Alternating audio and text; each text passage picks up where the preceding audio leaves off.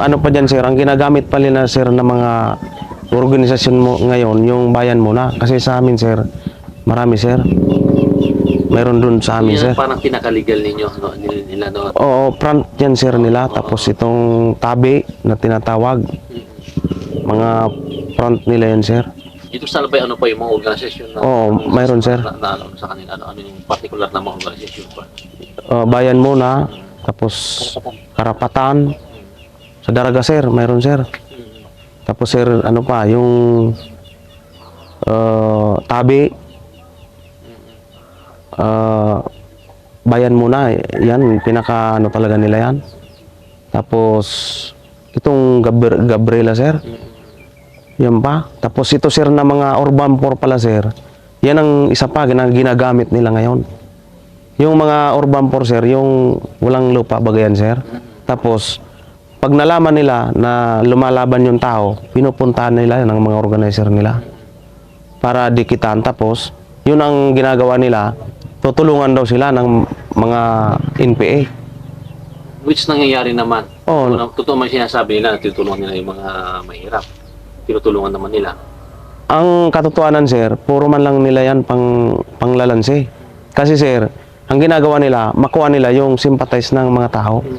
Pero sa katotohanan sir, wala man. Boses lang ang pinapalabas nila. Salita lang. Salita na sabi nila, nandyan na niyang mga NPA sa likod namin. Tinatakot nila ba sir yung mga mayari ng lupa? Yan ang isa pa sir na ginagawa nila sa mga tao. Oh yes sir. Tapos sir, yung mga pagpatay nila sa mga magsasaka, karamihan sir magsasaka. Pinagdudaan lang nila ng informer ng gobyerno, pinapapatay nila. Pero sir, ang nagpapapatay niyan sir, yung mga nasa barangay mismo.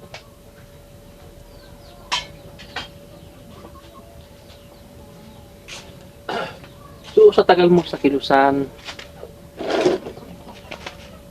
ano sa tingin mo na naging na pwedeng gawin ng pamahalaan natin para mahikayat sila? Yung mga dating mga kasamahan na naiwan pa doon, ano yung dapat na propaganda o programa ng gobyerno para kumbaga na nakikita mong epektibo na parang mahikayat sila na bumaba? Pwede ko sir sabihin dyan. Manawagan ako sa kanila. Pwede yun. Mga dating mga kasamaan ko na hindi ko na mga kilala.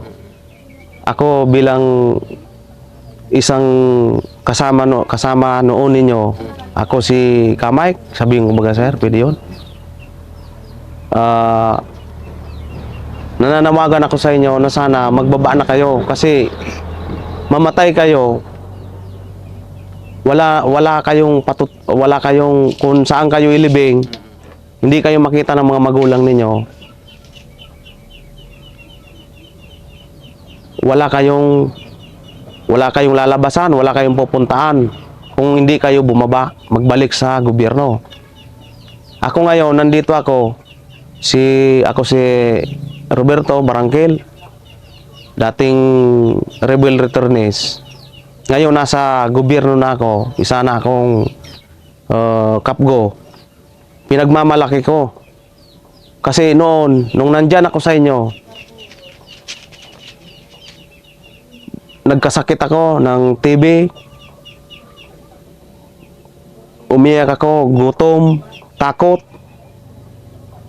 Ngayon, gusto ko sa inyong ipakita na magbalik kayo sa loob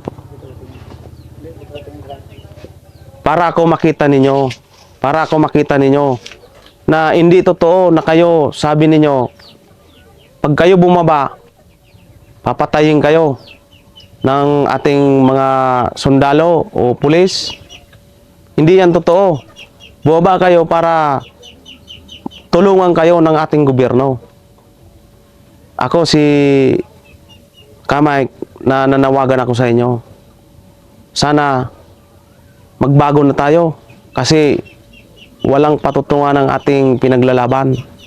Puro lang ang napapaganda ang buhay ang mga commander.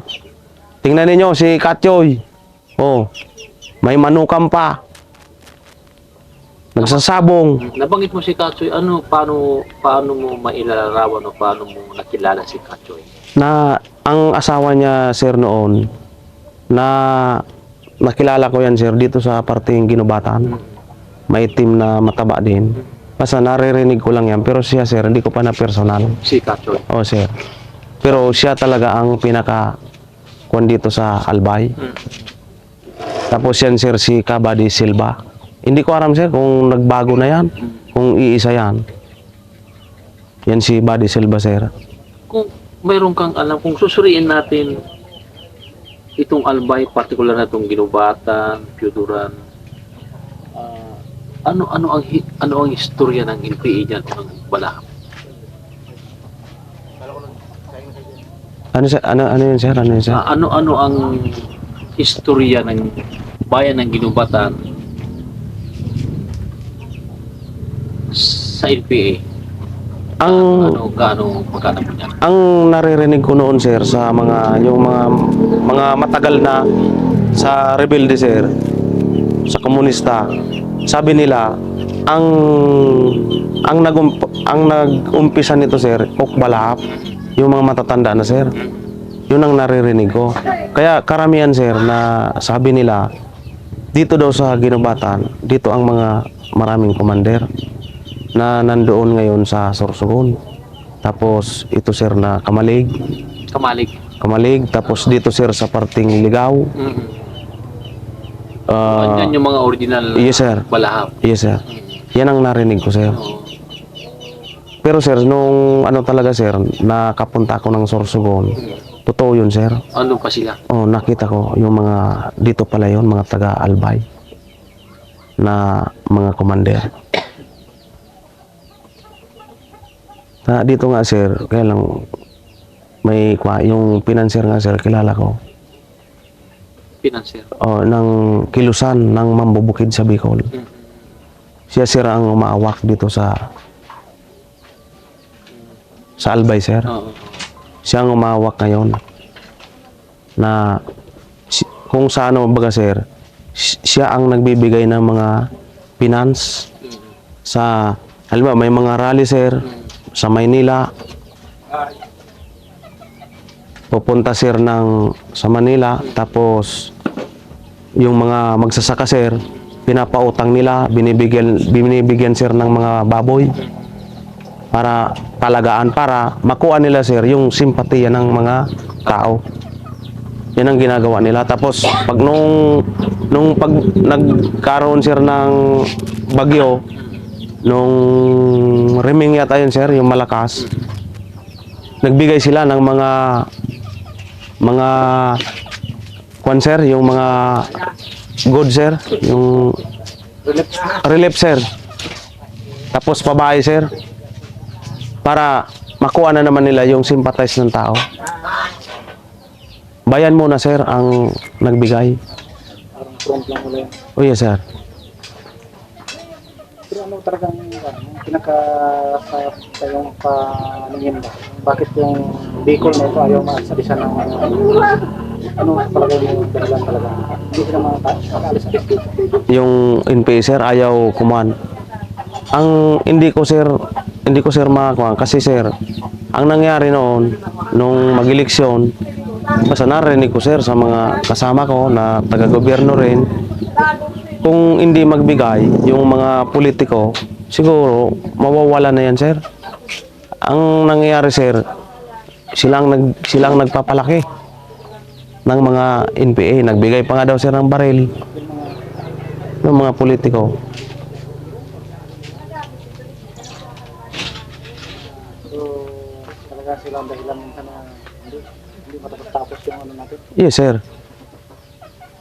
Kailangan sana, sir, kung ano, sir, dapat wag nilang suportahan, wag silang magbigay.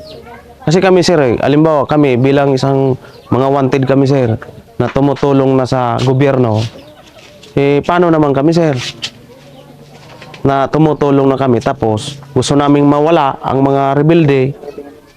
Gusto namin, sir, mawala ang mga rebelde. pag ganyan na may mga kunang ating may mga eleksyon, sila naman ang nagpapalaki ng mga rebelde. Kasi binibigyan ng pera, binibigyan pa ng uniforme, baril. Kaya sa pananaw mo, by 2010, Yes, sir. year, Yes, sir. ikaw bilang isang kapwa, alam mo naman na siguro yung programa ng pamahalaan natin na by 2010, ay ano sa pananaw mo ang insurgency dito sa Pilipinas? Masusugpo ba natin? Sa pananaw mo? Yan, sir. Sa akin, sir, na pananaw, sir, kung magkakaisa ang mga tao, sir, ang kabataan, kami, tumulong sa sundalo, tapos, sir, hindi na tumulong ang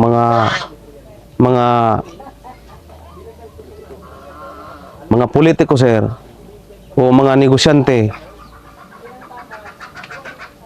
siguro, sir, mawawala na ang insurgency dito sa Bicol.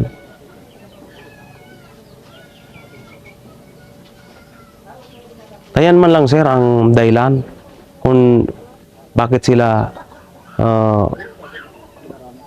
umaano pa sa bundok, kasi may suporta na dumarating sa kanila.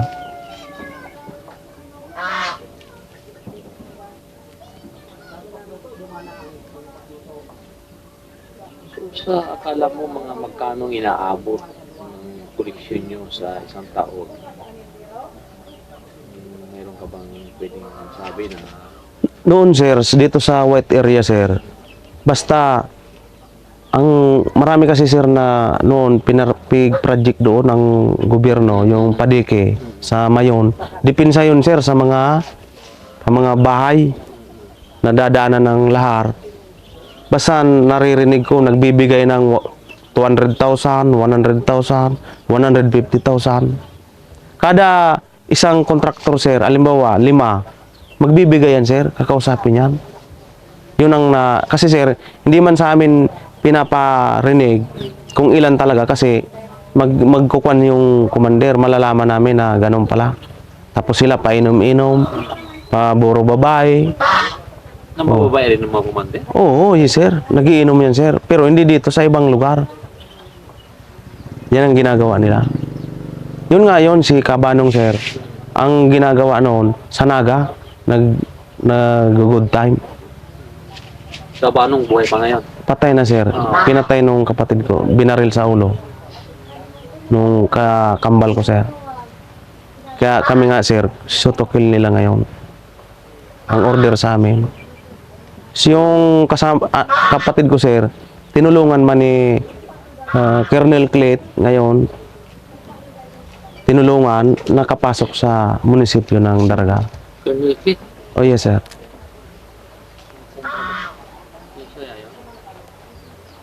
Yun ang umawak sa niya noon. Tumulong siya doon sa mga pulis ng Daraga. Kaya kami, sir, talaga gusto talaga namin mawala na yan. Ang mga rebelde. Kasi, sir, maraming napipinsalang buhay ng tao. Wala mang naipapakita sila. Wala man naibabalik na kagandahan dito sa Albay. Kundi kaguluhan. Kaya nananawagan kami sa ating pamahalaan na sana paigtingin pa ang pakipaglaban.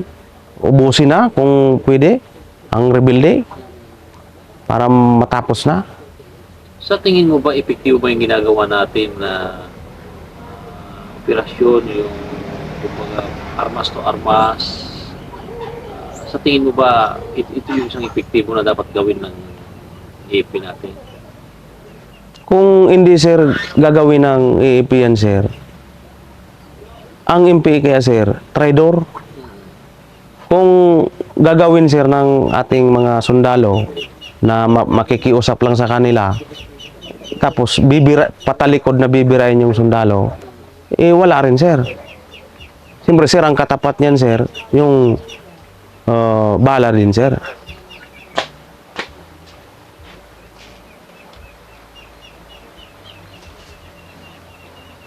wala man sir ibang solusyon talaga sir. Ang sabi pa nila talaga, ang katotohanan, ang gusto nila, lahat ng mga ano nila, talaga dadaan sa baril daw nila. Papatayin lahat. Alimbawa ako, isa na kami dyan. Pag sundalo ka, pulis ka, kahit retired na daw sir, papatayin pa rin nila. Nangyayari ngayon dito sa Albay. Oo, totoo yan sir, nangyari. Dahil sa ginubatan nga sir, nag-retired na sir yung sundalo, nagja-jogging lang sir, o, binanata nila. Marami sir na mga retired ng police, army, binabaril nila. Kawawa naman yan sir naglingkod yan sir sa bayan. Bakit ano sa tingin mo, bakit ginagano nila yung mga ganong retired na siya, ganon? Bakit pinapatulang pa nila? Gaano kalalim ang sama ng loob ng mga NPA doon sa mga ganong bagay na Ang sabi nila sir, ang inaano nila sir, sabi nila may mga kaso daw noon. Hindi man nila maipakita kung anong klaseng kaso. Gusto lang nila ipakita sir sa mga tao, lalo na sa mga tao sa bundok, kaya nilang lukuhin yan, na sila malakas. Kahit mga retired na sir, pinapatulan nila para makita sila ng mga negosyante, mga politiko na sila matibay. Kung hindi sila sir magawa niyan, di ihina ang ano nila, yung konser, yung paniniwala ng mga may mga pera, hina ang tiwala nila sa MPA kung hindi sila magpapatay ng tao. Yan siguro sir ang pinaka-estratehiya nila na ginagawa. So may mga ilang ganong kaso na nangyari dito sa alam mo, ilang kaso na yung ganon na retired na pinapatulan ba, pinapatay pa, mga ilang Marami sir, marami na sir. Marami sir. Marami sir. Kahit nga mga kapguro sir, pinapatay nila. Oo. Ngayon, bilang isang kapgo ka na, Yes sir. sa tingin mo ba mayroong epekto ito sa kanila? Yes sir. Yung pag-organisa natin ng kapgo sa isang lugar, katulad ng sa detachment o sa ano ang naging epekto nila sa kanila yung ganun? Ang ano nila sir, nung bagong pasok ako sir, may nagparating sa akin na tutuluyan daw ako nila kasi pumasok daw ako sa kapgo. Yun ang banta nila sa akin. Sabi ko man, yung mga ano lang, mga yung ano baga sir sa mga yung kwento-kwento baga. Sabi ko man, puta, nagmura pati ako sir. Sabi ko, putang ina nila. Bakit takot ako sa kanila? Kung gusto nila harapan, wag sir yung kumbaga sir, yung talikuran. Inarap ko sila sir na sabi ko parang yung anong sa Tagalog yan sir. Inagyat ko sila. Kung gusto nila, pumunta sila dito sa lugar ko, sa barangay. Harapan kami sir. Kasi sir sila, puro man pananakot man lang yan sir eh. So yung halimbawa isang lugar nga na mayroong mga kapgo, Yes sir. naapektuhan ba yung galaw nila? Yung mga galaw ng mga NPA sa isang lugar pag mayroong isang kapgo, nakakaroon ba ng epekto sa kanila yun? Yes sir. Kasi sir, pag may kapgo ang isang barangay sir, takot sila pumasok sir. Takot sila. Tapos ang ano nga sir ng mga tao, ang kapgo, pag nandyan sa isang barangay, yung hindi sir abusadong kapgo. Kasi minsan may kapgo man sir na maambog, nag-aambog. Dapat yung kapgo sir, yung mabait, tapos yung karespeto ka ng dapat ng mga tao. Iwasan yung mag-inom ka na yung sobra. Tapos sir, yung mga nasa organisasyon ng mga bayan mo na ano, iingatan kanila. Takot sila. Gumagalaw sila sir ng may mga rally. Ang sistema nila nakikita ng isang kapgo. Pag may rally, lalabas yan pa isa-isa, dalawa, Tapos doon na yan magtitipon-tipon na sir sa kung saan, sa plaza, halimbawa. Ganyan ang ginagawa nila. Kaya ang Kapgo sir, maraming may tutulong sa gobyerno. Kaya lang sir, kaming mga Kapgo sir, ngayon, namumroblema kasi yung mga ibang kasama ko, di man kaya bumili ng baril. Ngayon baga sir, bawal na ang issue mo, yung baril, dalin mo sa bahay mo, bawal. Kasi baka makuha daw ng NPA. Isa yan sir sa problema ng mga Kapgo ngayon. Pero sir, kung ang Kapgo talaga sir, ipakita sa barangay, yung ano sir, halimbawa may ang kada barangay makakuha ng 5, hindi na sir makakapasok ang NPA. Wala na silang magagawa. So, kailangan pa talaga na mayroong dag na percent ng mga Kapgo natin. Yes sir. Magkaroon pa ng mga recruitment na mangyari dapat. Oo, dapat sir. Ako nga sir, sa barangay namin, tinerminate kaya yung kapatid ko sir. Tinerminate man, nakakatulong yung bayaw ko. Nakapa-score nga kami nakapa-score pa yung bayaw ko na terminate. Tinerminate man. Hindi ko nga alam sir eh. Pero tumutulong pa rin sila. Sa kaso mo ngayon bilang isang Kapgo, yung nabanggit mo kanina na nakapagpa-escort ka nga rin. Ano ako sir ng laptop nga sir. Nakarecover ka na rin. No? Sa stress sir, nung sa MIB sir. So, nung pagsuko mo, ano yung binigay na pribileyo sa iyo ng gobyerno na programa? Sa anong programa ng gobyerno ka nasabi? Balik-balik program? Nandoon sir, may idea ko sir, iniiwan ko sa bahay. Ang nakuan sir, wala man ako sir natanggap. Pero pagsuko mo, may balik ka na sinuko? Wala sir. Pero yung iba sir, binigyan ng kalabaw. Oo. Pero ako sir, wala man ako sir Wala na. nga natanggap Wala, ng sir. ganong programa ng pamahalaan. Wala man sir. Pero hindi man ako nagtampo sa ating pamahalaan. Kasi naintindihan ko man.